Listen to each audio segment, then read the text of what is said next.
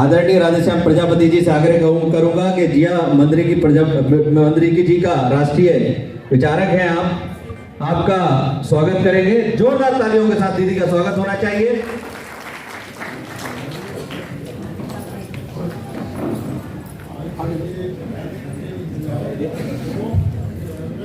आप हमारे अतिथि हैं, अतिथि देवो बाबा। बहुत जोरदार तालियों के साथ आप स्वागत करेंगे।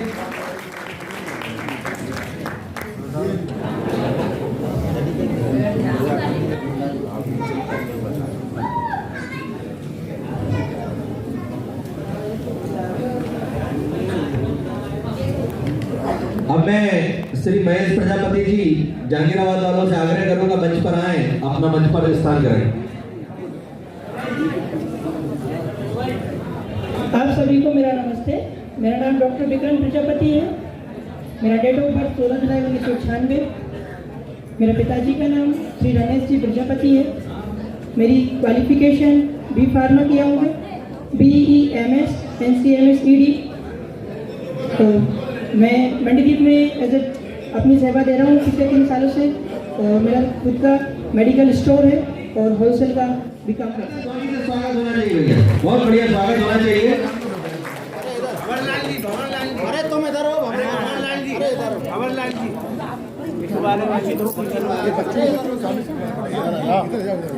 भंवरलाल जी थोड़ा सा इधर हो बेटा। बोलो यादव माता की जय, शंकर भगवान की जय, गणेश भगवान की जय। भैया आप आ जाइए।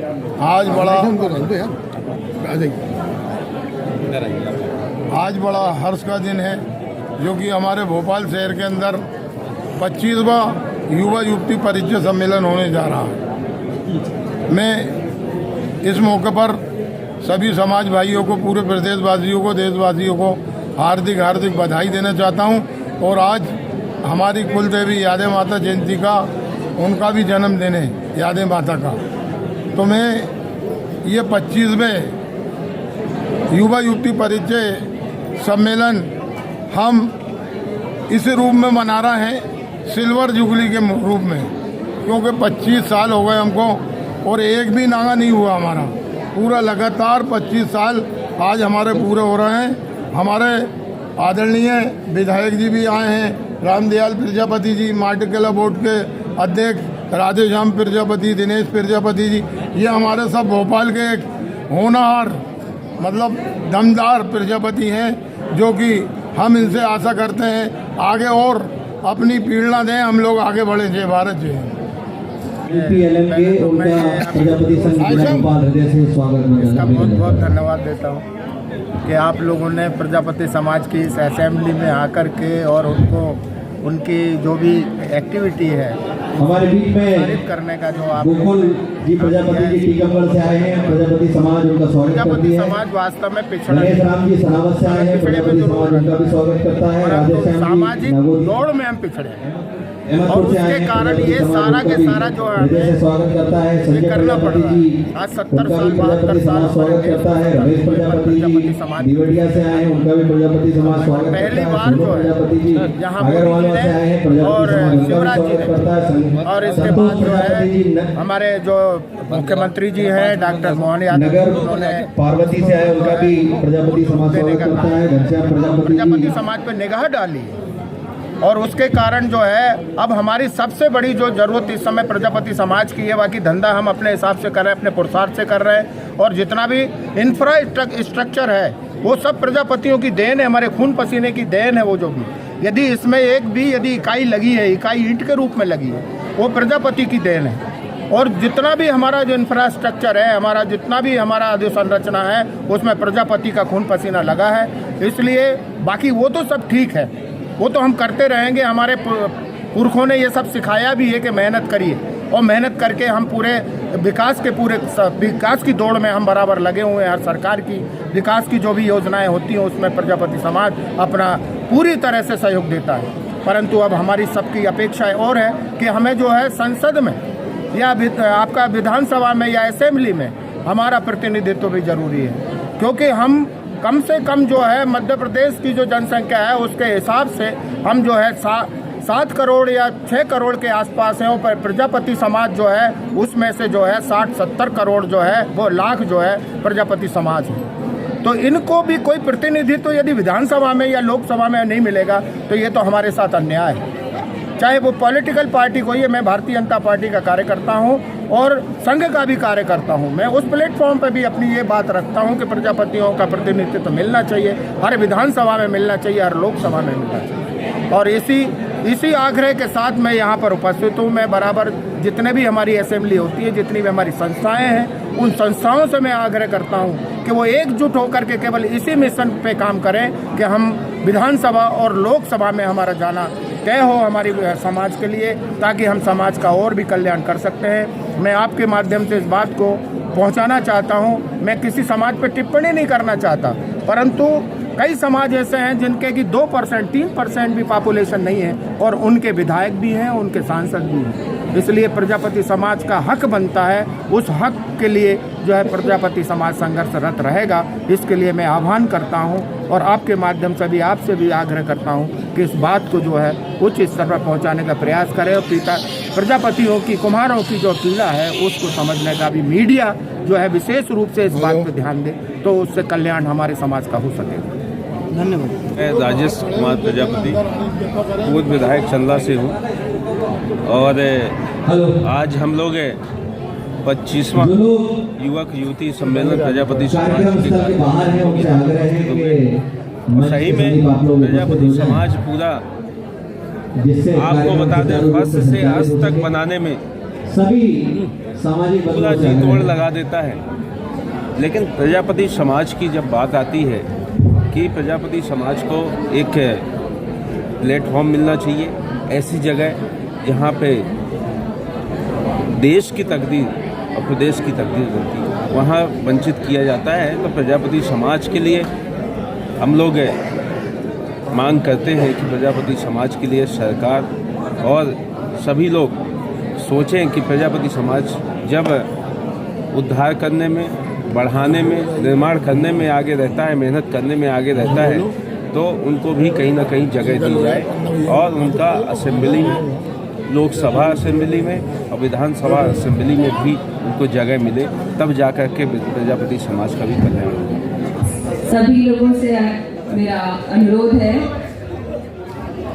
कि बहुत मार्मिक विषय है और बहुत सुनने योग्य विषय है, जो कि समाज के लिए बहुत आवश्यक है। इसलिए शांति बनाए रखें और ध्यान से सुने, सभी माताएं स्पेशली। सबसे पहले हम सभी कुलदेवी श्री आदि माता जी की जय जयकार करेंगे। श्री आदि माता की आवाज जोर से नहीं आई। कृपा चाहिए कि नहीं चाहिए माता जी? चाहिए ना, तो जोर से श्री आदि माता की, श्री आदि माता की, भारत माता की, भारत माता की, भारत माता की। परिचय सम्मेलन है तो पहले मैं अपना छोटा सा परिचय दे दूं। आज पहली बार मैं आप सबके सामने यहाँ भोपाल में उपस्थित हुई हूँ।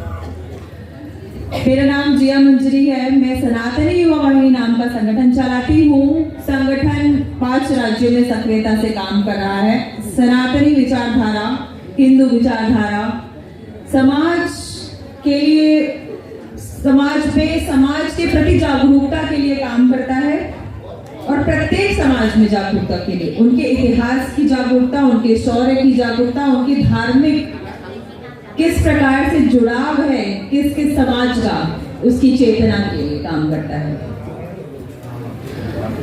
मैंने देखा जो अभी भाई साहब पूर्व में थे, उन्होंने बोला कि माताओं को भी सम्मिलित किया जाए। सबसे पहले तो जहां कुलदेवी ही माता है, वहां माताओं का मंच पे होना आवश्यक है।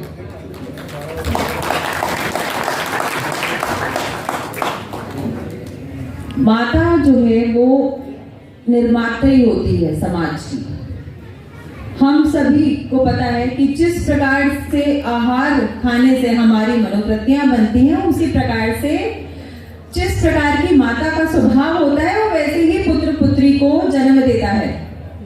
तो माताओं की ज्ञान वृद्धि और माताओं की चेतना में वृद्धि की बहुत अधिक आवश्यकता है। आप सब में से किस किस को अपनी कुल देवी के बारे में पूर्ण ज्ञान है?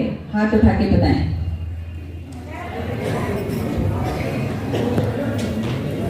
अगर इस हॉल में 100 लोग बैठे हैं तो 100 में से मुझे लगता है कि 25 लोगों ने हाथ उठाए हैं, 75 लोगों ने हाथ नहीं उठाए। ये जो समाज के प्रति जुड़ाव है कम हो रहा है हमारा। हमारे बच्चों को जब पूछा जाता है कुछ भी तो उनको नहीं पता होता। अपने इतिहास के बारे में बताते थे, अपने परिवार के इतिहास, अपने समाज के इतिहास, अपने राष्ट्र के इतिहास, अपने महापुरुषों के इतिहास के बारे में बताते थे। किंतु आज चूंकि हम इतने व्यस्त हो गए हैं टीवी सीरियल्स में, हो गए कि नहीं हो गए? कितने सीरियल देखते हैं आप लोग? देखते हैं ना सारे? सीरियल नहीं देखने हैं, है ना? सीरियल नहीं देखने हैं, पढ़ना है। YouTube पे सब कुछ अवेलेबल है। श्री आदि माता जी का जन्म गुजरात में हुआ था। और कब हुआ था? जब हिरण्यकश्यप सतयुग में अपने बुरे प्रभाव को फैला रहा था। उस समय सावंत जी शिव जी के अंश और श्री आदि माता पार्वती जी के अंश अवतार में प्रकट हुए थे, भक्ति, सौहार्द और सत्य का विस्तार करने के लिए। और उस समय उसके कोप से किसी भी व्यक्ति को हिरण्यकश्यप के सिवा किसी और की पूजा करने की अनुमति नहीं थी। उस समय जब सावंत जी मिट्टी के बर्तन बनाते थे तो श्री आदि माता जी कुंभ में उस मूर्ति को छुपा के रखती थी। और कुंभ में पानी, कुंभ मतलब हो गया घड़ा, सभी को पता होगा, तो उसमें पानी बोल करके सबके घर घर लेकर के जाती थी कि सभी स्त्रियां, सभी जो बच्चे हैं, जो परिवारजन हैं, वो परमात्मा की पूजा कर पाएं, इस सृष्टि के पालनहार विष्णु जी की पूजा कर पाएं। तो इस प्रकार से आप सोचें कि कितनी सूक्ष्म तरीके से वो धर्म का विस्तार कर रही थी, लेकिन कितना बड़ा विस्तार कर रही थी। एक छोटा सा तरीका कि कढ़ी में छुपा करके अपनी जान को जोखिम में डाला। लेकिन देखिए बुद्धिमत्ता जो महिला की होती है ना, आज जो समाज जीवित है हमारे समाज में ऊर्जा है, ज्ञान है, तो महिलाओं के अंदर जो बुद्धिमत्ता, प्रेम और जो समर्पण है उसी की वजह से जिंदा है। तो आप सोचिए। और उसके बाद अब मैं आती हूँ कि आचार विहार, व्यवहार, आहार का क्या काम है। जब हिरण्यकश्यप तक ये खबर पहुंची कि ऐसी एक महिला है, एक देवी है कि वो ऐसा कार्य कर रहे हैं, तो वो पानी पीने के बहाने से भेष बदल करके उनके घर पहुंचा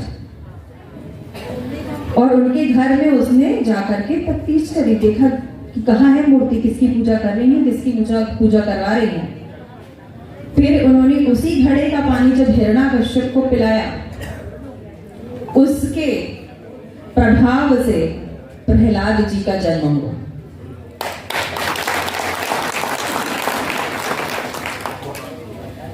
आप सोचिए कि हम बात करते हैं आहार, हम किस तरीके के लोगों के साथ बैठे, हम क्या पढ़े, हम क्या खाएं, हम क्या पिए, ये सारी चीजें जीवन में बहुत महत्वपूर्ण है। उस जल के, उस चरणामृत के प्रभाव से प्रहलाद जी का जन्म हुआ। प्रहलाद जी का जन्म हो गया, उसके बाद में 10 दिन तक प्रहलाद जी ने दूध नहीं पिया। फिर बहुत संकट की स्थिति थी, नया बच्चा 10 दिन तक दूध नहीं पी रहा था, तो पूरे नगर में ढिंडोरा किया गया कि वो दूध नहीं पी रहे हैं। तो किसका दूध स्वीकारा उन्होंने? क्योंकि जन्म से ही, जन्म में आने से पूर्व ही उनके अंदर सात्विक गुण पहुंच चुके थे। तो सात्विकता पूर्ण जो स्त्री, जो सात्विक गुणों की धारण थी, फिर पहुंची वहां पे श्री आरती माता जी, और उनके द्वारा उन्होंने दूध स्वीकार किया। आप बताइए किस प्रभाव से सत्य और सात्विकता प्रभाव करती है। ऐसे ये कहानियां आपको अपने बच्चों को सुनानी है। उनको पता होना चाहिए कि हमारी जो कुल देवी हैं वो कितनी प्रभावशाली है, जिन्होंने धर्म का कैसे संरक्षण किया और किस प्रकार से विस्तार किया। आपको अच्छा किस को ये पता है कि किस समय से कुंभकार समाज प्रजापति समाज कहलाने लगा? हाथ उठाएं।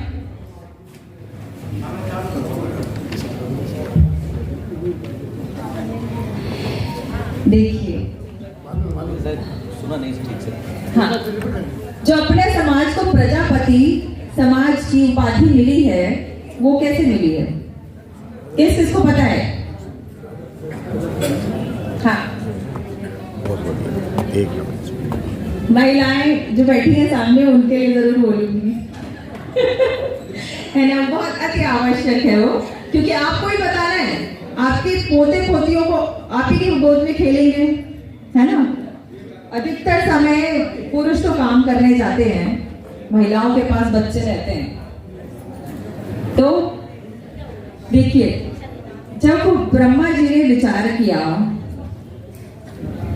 कि उन्हें एक दिन एक यज्ञ किया उन्होंने, और उस पे उन्होंने गन्ने के 3 टुकड़े किए और अपने बच्चों को दे दिए। उनमें से जो एक थे वो कुंभकार थे और वो बना रहे थे अपना कुंभ। तो नारद जी गए उनके पास लेकर के कि भाई वो नहीं आया, मैंने सबको बुलाया, सब सारे पुत्रों को बुलाया, मानस पुत्रों को, वो नहीं आया, तो क्यों नहीं आया, जाओ देख कर आओ। नारद जी उनके पास पहुंचे तो उन्होंने क्या किया कि बोला ठीक है मैं देखता हूँ, आप रख दो वहां सामने कांच के बाद प्रसाद रख दो। अब ब्रह्मा जी को दोबारा उद्यापन करने के लिए जब गन्ने की आवश्यकता पड़ी तो उन्होंने फिर भेजा सबको देखने के लिए कि गन्ना चाहिए, तो गन्ना कहाँ से मिलेगा। तो उस समय जब नारद जी दोबारा चेक करने गए, पूछने गए कि गन्ना कहाँ से मिलेगा, तो सिर्फ एक व्यक्ति जो कुंभकार थे उन्होंने उस गन्ने को रोक दिया था और उससे बहुत सारे गन्ने निकाले थे। प्रजापति का अर्थ होता है जो प्रजा का संरक्षण, संवर्धन और पोषण करे।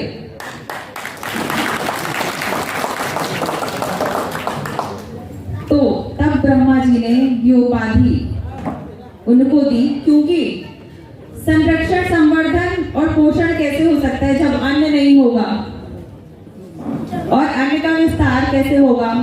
इतनी बुद्धि, इतनी श्रमशीलता जो उन्होंने दिखाई, उसके कारण प्रजापति की उपाधि उन्हें प्राप्त हुई।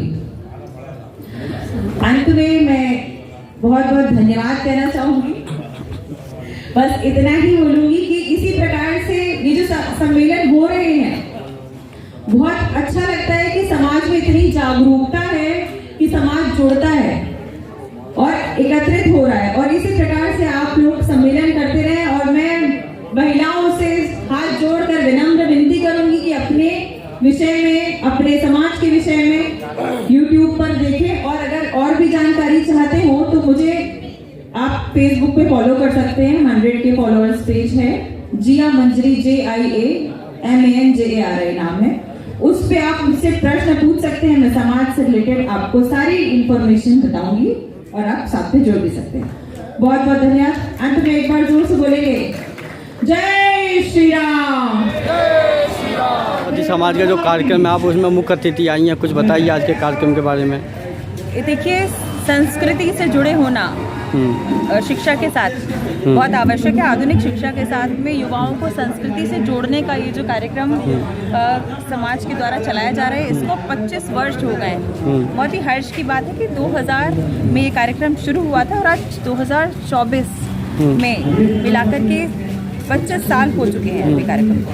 और समाज के जिस प्रकार से जुड़ाव दिखा कार्यक्रम में, बहुत ही हर्षित होने वाली बात है कि इतनी संख्या में युवा युवतियां और सभी परिवारजन इस कार्यक्रम में सम्मिलित होते हैं और इसी प्रकार से शिल्प समाज, कुम्भकार समाज, प्रजापति समाज की जो कलाएं हैं उसके बारे में भी चर्चा होती है।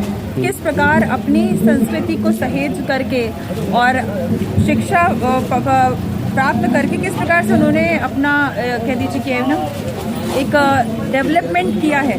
जॉब क्षेत्र में भी मैंने देखा कई सारे बच्चे जो कि इंजीनियर हैं, डॉक्टर्स हैं, कई सारे अच्छे सरकारी कार्यक्रमों में कहीं पे जुड़े हुए हैं, कुछ शिक्षक शिक्षिका हैं, ऐसे बहुत सारे युवा बच्चे आए हुए थे जिनको देख के बहुत ही हर्ष हुआ और मैं आशा करती हूँ कि इस प्रकार के कार्यक्रम समाज द्वारा सदैव कर दें। और मैं राधेश्याम प्रजापति, मध्य प्रदेश राज्य प्रजापति कुम्भकार संघ का प्रदेश संगठन महामंत्री हूँ और समाज के साथ साथ मैं भारतीय जनता पार्टी में भी काम करता हूँ। और चूँकि आज समाज का कार्यक्रम है, समाज के बारे में चर्चा करेंगे। समाज हमारे इस कार्यक्रम का आयोजन विगत 25 वर्षों से इस गांधी भवन में होता आया है। 2000 से हम इस कार्यक्रम कर रहे हैं और आज 25वां साल है।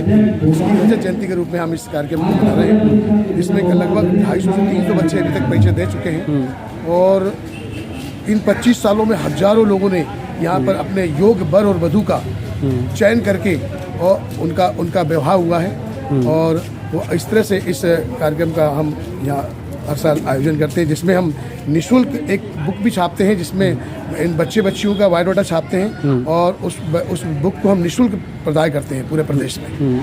और इसके बाद भोजन की कार्यक्रम रहेगा। हम भोजन सभी को शुरुचि भोज कराते हैं और ये कार्यक्रम निःशुल्क रहता है, किसी का कोई शुल्क नहीं लिया जाता है। और समाज का एक कार्य है जो समाज के प्रति समर्पित होकर हम समाज के लोग सब इस कार्य को करते हैं। Welcome to our YouTube channel. Don't forget to like, subscribe and share the videos.